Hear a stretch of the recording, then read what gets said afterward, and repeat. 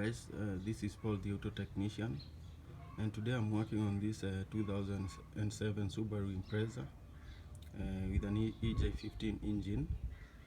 And the issue it had was real quick, because I don't have the time to shoot this video to the end.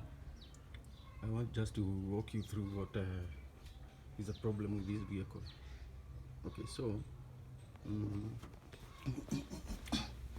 this is the intake plenum or the intake manifold, and you have these cooling lines here for the to cool the throttle body. So there's something I want to show you, the importance of using coolant on your vehicle.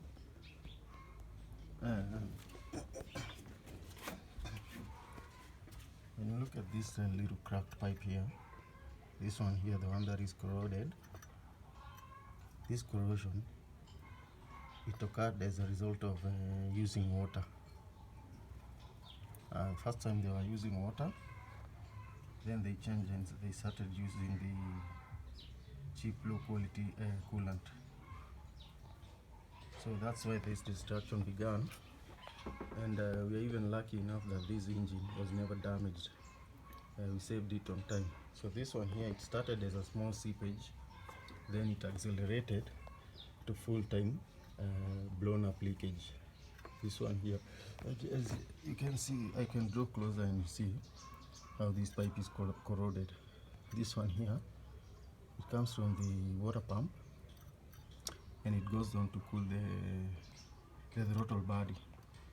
Then the other one goes to the heater core inside the vehicle. So what I want to do is I want to show you the importance of using the right coolant for your vehicle. What I want to tell you is that if you go and buy coolant from the shop, make sure you buy the right type of coolant, because like this one, to me it seems like it's made from food coloring, and you can see this gunk is left here. These deposits of residue that are left after the coolant saturates. So this is purely water mixed with food coloring agents, and I want to emphasize on you the importance of using the right one. Now, as a result of the slight seepage that aggravated to a full-time blown leakage, air was being drawn into the cooling system and the air pockets were created, so the coolant wasn't flowing sufficiently inside the system. So what that led to is, because there is insufficient coolant flow in the system, the temperatures of the engine started spiking up, and as a result of that, the vehicle had performance issues, and we had to check it out and take care of this problem. So like you can see, this is it's a boxer engine. We have bank 1 and bank 2. This is bank 1, this is the bank 2, and bank 1 is slightly leaning to the front. That's how you are able to differentiate them. Any vehicle, whether it's a Land Rover, whether it's a BMW, VW, whether it's a Kia or a Hyundai, the V engine configurations or the boxer engine configurations, bank 1 slightly leans to the front and bank 2 slightly leans to the back.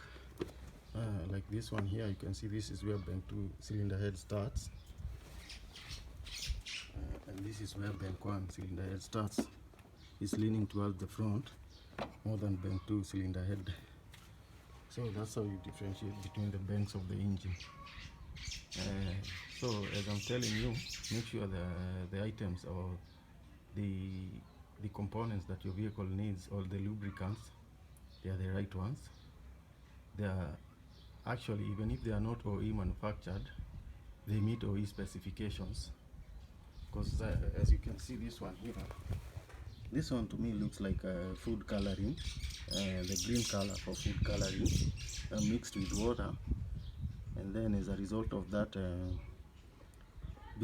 as a result of it reacting with heat, these deposits were left here, this gunk here, or the residue.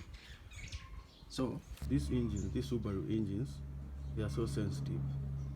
They are extremely sensitive. If you just make just the slightest wrong move, you are done. The engine is done, because it's made of aluminium. Everything is aluminium here. So you have to be extremely careful, very, very careful when you're dealing with such an engine. Because as you can see, we have this seepage right here, and it was parasitic. So what was happening is, as the engine was running and there's leakage here, seepage, the vehicle was doing in the cooling system, and as a result we had a malfunction of the cooling system, and the vehicle temperature was spiking up. So we had to try and save it on time before everything goes to the gallows.